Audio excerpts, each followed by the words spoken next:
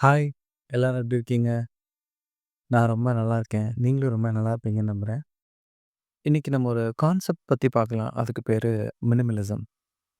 Minimalism அப்படின்னா என்ன பார்த்தீங்கன்னா, நம்ம கிட்ட இருக்கிற விஷயங்கள கம்மியா பயன்படுத்துறது. இல்லாட்டி குறைவான விஷயங்கள மட்டுமே பயன்படுத்துறது. நெறைய விஷயங்கள் வச்சுக்கிட்டு பயன்படுத்தாம இருக்கிறதுக்கு பதிலா, குறைவான விஷயத்த வச்சு நம்ம பயன்படுத்துறது. இது வந்து எளிமையான வாழ்க்கை முறை அப்படின்னு சொல்லலாம். எளிமை அப்படின்னோனே நீங்க நெனைக்கலாம், "என்ன காந்தி மாதிரி வாழணுமா?" அப்படின்னு கேட்குறீங்க. அப்படிலாம் இல்ல. மினிமலிசம் அப்படிங்கிறது என்னன்னா, உங்ககிட்ட இருக்க பொருட்கள குறைக்கிறது. அந்த குறைக்கக்கூடிய பொருட்கள் வந்து உங்களுக்கு தேவைப்படாத பொருட்களா தான் இருக்க போது. உங்களுக்கு தேவை இருக்கிற பொருட்களெல்லாம் இருக்காது. உதாரணத்துக்கு உங்களுக்கு பத்தாத ட்ரெஸ்ஸு வந்து உங்க பீரோல இருக்கு அப்படின்னா, அது இடத்த அடைச்சு வச்சுக்கிட்டு தான் இருக்கு. அந்த ட்ரெஸ் எல்லாம் எடுத்து நீங்க என்ன பண்ணலாம் அப்படின்னா, அந்த உடை நல்லா இருக்கிற பட்சத்தில, அது யாருக்கு பயன்படுதோ அவங்களுக்கு நீங்க அத மறுபயன்பாட்டுக்கு குடுக்கலாம். உங்ககிட்ட நெறையா புத்தகங்கள் இருக்கு. அந்த புத்தகங்கள்ல சில புத்தகங்கள நீங்க இதுக்கு மேல படிக்கவே மாட்டீங்க அப்படின்னு தெரிஞ்சிருச்சுன்னா, அது பொது பயன்பாட்டுக்காக நூலகத்துக்கோ, இல்ல உங்க நண்பர்கள் வட்டத்துல நீங்க அத வந்து ஒரு சுழற்சி முறையில அவங்களுக்கு படிக்கிறதுக்கு குடுக்கலாம். இதுவும் ஒரு விஷயம் தான். இதனால என்ன பெனிஃபிட்ஸ் அப்படின்னு கேட்டீங்கன்னா, ஃபர்ஸ்ட்டு உங்களுக்கு வந்து ஒரு ஒரு மன அழுத்தம் வந்து கம்மியாகும். இது இது இது வந்து ஒரு நிரூபிக்கப்பட்ட ஒண்ணு தான். குறைந்த விஷயங்கள நீங்க பயன்படுத்துறப்ப, நீங்க எளிமையான விஷயங்கள செய்றப்ப, உங்களுக்கு மன அழுத்தம்ங்கிறது இருக்காது. மன அழுத்தம் எப்போ வரும்னா, சிக்கலான விஷயத்த செய்றப்ப தான் நம்மளுக்கு மன அழுத்தம் வந்து வரும். அதே மாதிரி நீங்க நெறைய பொருட்கள வாங்க போறதில்ல, அனாவசியமா எதையும் வாங்க போறதில்ல அப்டின்னா, உங்களுக்கு பண சேமிப்பு அங்க கிடைக்கும். உங்க பணம் தேவையில்லாம விரயமாகாது. அதுக்கப்புறம் நீங்க நெறைய பொருள வாங்காம இருக்கிறதுனால, சுற்றுச்சூழலுக்கு நீங்க ஏதோ ஒரு விதத்தில பங்காற்றுறீங்க. நீங்க வாங்கக்கூடிய பொருட்கள், தயாரிக்கக்கூடியது, மூலப்பொருள், அது சுற்றுச்சூழல பாதிக்கிறது, அந்த எந்த தொடர்ச்சியான சங்கிலியிலயுமே நீங்க இருக்காம, சுற்றுச்சூழல நீங்க பாதுகாக்கிறீங்க. அவ்வளதான். இது எப்படி பண்றது? அப்டின்னா, உங்க வீட்ட நீங்க ஃபர்ஸ்ட்டு கிளீன் பண்ணலாம். உங்க செல்ஃபு, உங்க ஸ்பேஸு, அ உங்க சம்மந்தப்பட்ட பொருட்கள்லாம் இருக்கு இல்லையா? அத 2ஆ பிரிச்சுக்கலாம். என்ன அப்டின்னா, இது நமக்கு தேவ, இது நமக்கு தேவையில்ல. இத யாருக்காவது நம்ம குடுத்துறணும். இல்ல இந்த பொருட்கள்லாம் நல்ல நிலைமையில இருக்கு. இத யாருக்காவது நம்ம வித்துறலாம் அப்டின்னு சொல்லிட்டு நீங்களே பிரிச்சு, பிரிச்சு நீங்க வச்சுக்கிட்டீங்க அப்டின்னா, எந்த பொருள் உங்களுக்கு தேவ? எது பயன்படுத்தணும்? எது பயன்படுத்தாம அடுத்தவங்களுக்கு குடுக்கணும்? அப்டிங்கிற ஒரு ஒ ஒரு தீர்மானத்துக்கு நீங்க வருவீங்க. அதன் மூலியமா நீங்க மினிமலிசம் பண்ணலாம்.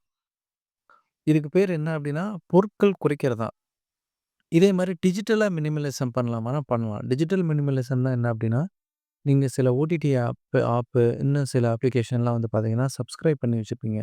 ஆனா பாருங்க, சப்ஸ்கிரைப் பண்ண 2 நாளோட சரி, அதுக்கப்புறம் நீங்க பயன்படுத்தாமயே இருப்பீங்க. நீங்க பயன்படுத்தினா ஓகே.